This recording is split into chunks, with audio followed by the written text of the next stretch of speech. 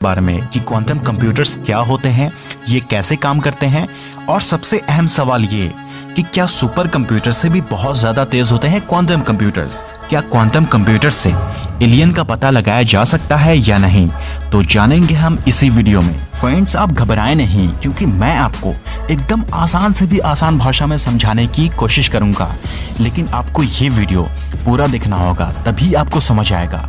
तो बिना वक्त ज़ाया किए इस वीडियो को शुरू करते हैं।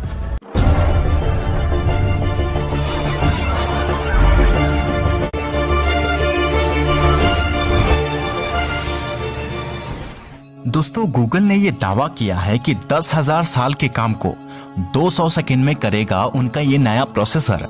तो पहले हम प्रोसेसर के बारे में अच्छे से जान लेते हैं, ताकि आपको क्वांटम कंप्यूटर्स को समझने में और भी ज्यादा आसानी होगी। तो चलिए जानते हैं कि प्रोसेसर क्या होते हैं और ये कैसे काम करते हैं। प्रोसेसर को आप यूं समझ सकते हैं कि ये एक प्रकार की चिप होती है जो हमारे स्मार्टफोन, टैबलेट, लैपटॉप या कंप्यूटर में लगी होती है, और ये हार्डवेयर और सॉफ्टवेयर के कॉम्बिनेशन से काम करता है।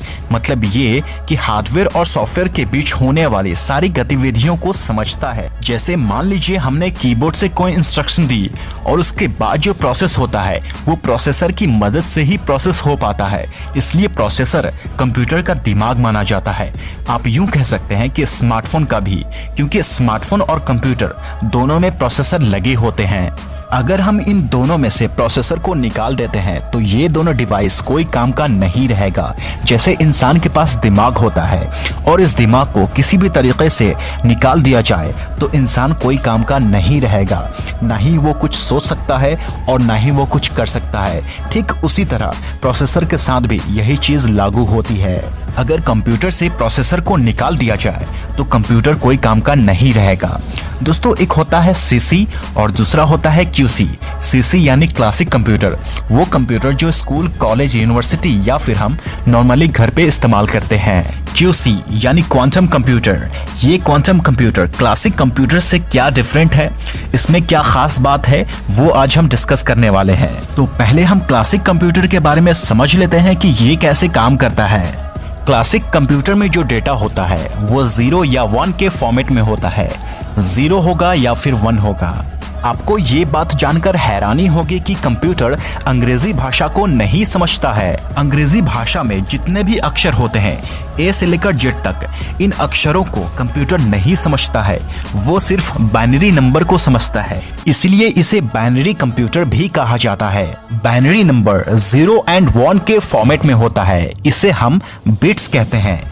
कंप्यूटर इसी बिट से समझता है कि कौन सा डेटा जा रहा है और कौन सा डेटा आ रहा है। क्लासिक कंप्यूटर में बाइनरी नंबर 0 और 1 की 4 पॉसिबिलिटीज हो सकती हैं, जैसे 01, 10, 00, 11। ये एक ही चीज समझती है, 0 या फिर 1।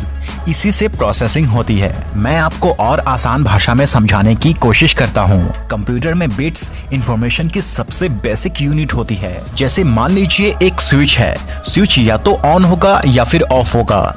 स्विच को अगर हम एक बार दबाते हैं तो ऑफ होगा यानी 0, अगर हम फिर से दबाते हैं तो ऑन होगा यानी 1। 0 या फिर 1। जैसा कि मैंने बताया कि कंप्यूटर अंग्रेजी भाषा नहीं समझता है, लेकिन आपके मन में ये सवाल उठ रहा होगा कि कंप्यूटर अंग्रेजी भाषा नहीं समझता है तो जब हम नोटपैड पे ए लिखते हैं तो ए क्यों दिखता है। दरअसल होता ये है कि जब आप कंप्यूटर पे ए टाइप करते हैं तो कंप्यूटर ए नहीं समझता है, बल्कि ए को 0110000001 पढ़ता है। आपको बता दें कि पूरी दुनिया का जो डेटा है वो 1 और 0 के फॉर्मेट में ही है। अब हम बात करते हैं क्वांटम कंप्यूटर की। तो क्वांटम कंप्यूटर क्लासिक कंप्यूटर से काफी अलग होते हैं। क्लासिक कंप्यूटर में बिट होते हैं, लेकिन क्वांटम कंप्यूटर में क्यूबिट होते हैं। क्यूबिट यानी क्वांटम बिट, इसे आप बिट का नेक्स्ट वर्जन कह सकते हैं। मैं आपको और इजी लैंग्वेज में समझाने की कोशिश करता हूँ। सपोज दैट बिट एक कॉइन की तरह है। जब हम कॉइन को उछालते हैं तब हेड या टेल आता है। यहाँ पर हम मानकर चलते हैं टेल आता है तो 0 और हेड आता है तो 1, और क्यूबिट को हम फुटबॉल मान लेते हैं। अब जरा गौर करें, कॉइन के सिर्फ 2 साइड हैं, हेड और टेल, यानी 0 और 1। लेकिन फुटबॉल की बहुत सारी साइड्स होती है, तो इस चीज को आप ऐसे समझ सकते हैं कि क्लासिक कंप्यूटर में जो डेटा होता है वो 0 एंड 1 के फॉर्मेट में होता है, या तो 0 होगा या 1 होगा। लेकिन क्यूबिट में 0 भी हो सकता है, 1 भी हो सकता है और 0 1 दोनों हो सकते हैं। मतलब इसकी पॉसिबिलिटीज जो है वो डबल है क्लासिक कंप्यूटर के कंपैरिजन में।